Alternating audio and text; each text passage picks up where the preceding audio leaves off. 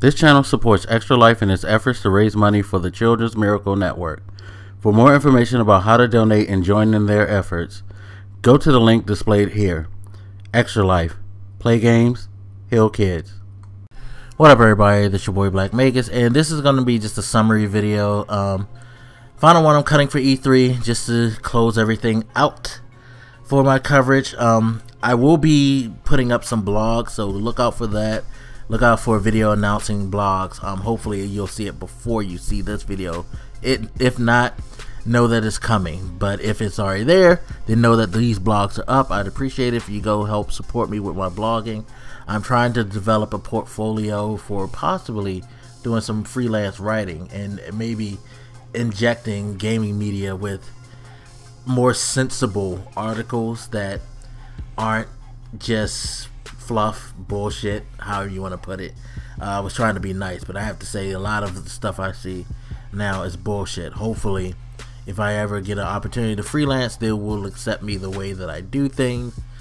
Wouldn't be surprised if it didn't, though. But anyway, so E3, there were a lot of games that stood out to me, but I just want to talk about these things that stood out the most to me, that really spoke to me as a gamer.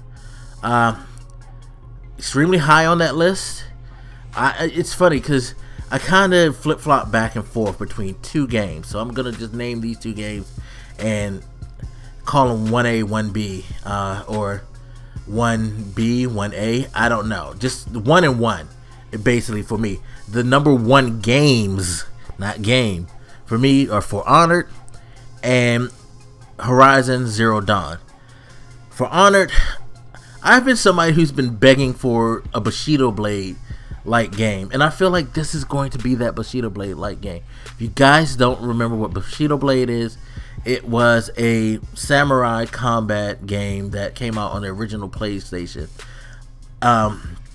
where you're dueling with swords.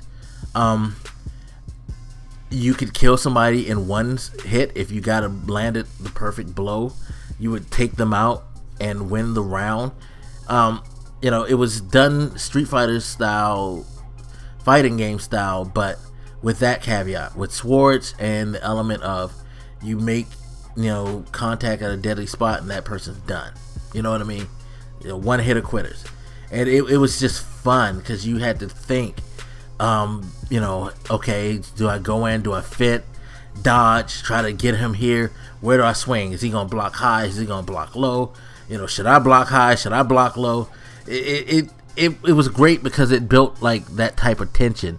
It wasn't the best game in the world, but I love the premise of it, and I feel like this is kind of embodying the spirit of that, where you're doing combat with these different classes. They're going to have Vikings, they're going to have knights, they're gonna have samurais. I see Ubisoft and, you know, lining themselves up for some DLC, because we can probably go to other areas or other fighting styles. You know what I mean?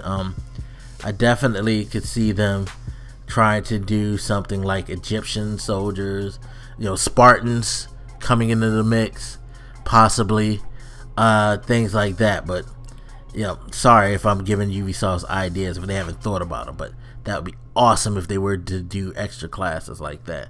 Anyway, the game definitely spoke to me. And then, of course, Horizon Zero Dawn, when I looked at it, I was like, yo, this looks like a great action adventure game. But then I found out it's an RPG done by Guerrilla, and I was like, whoa. So this thing's going to have a huge scope in a beautiful setting, futuristic setting that has, you know, prehistoric feel to it.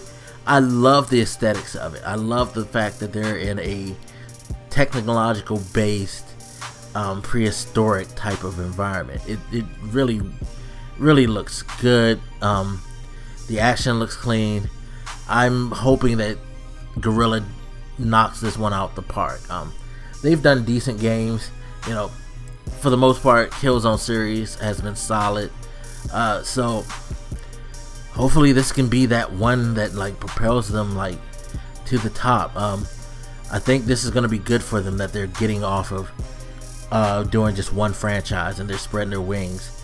It did well for Naughty Dog when they advanced from the Jax and Daxter and went with Uncharted, and then they took another step forward and went with Last of Us. So we'll see if this will be Guerrilla's Uncharted moment, you know what I mean? Alright, now that we got number 1 out of the way, let's go to number 3. Number 3 for me that stood out, it has to be Ghost Recon Wildlands. The idea of playing Ghost Recon style game, open world, and without the tactical military restrictions, possibly, such as, you know, how sometimes you had to do things, certain objectives in a certain way.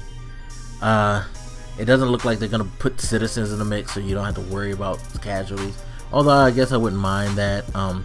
I just like the fact that you guys can pick and choose your own missions, go wherever on the map. You don't have to do things in, you know, sequential order. You're just taking apart a cartel piece by piece with your covert ops team. And I like the fact that they're not necessarily pushing the Ghost Recon style technology.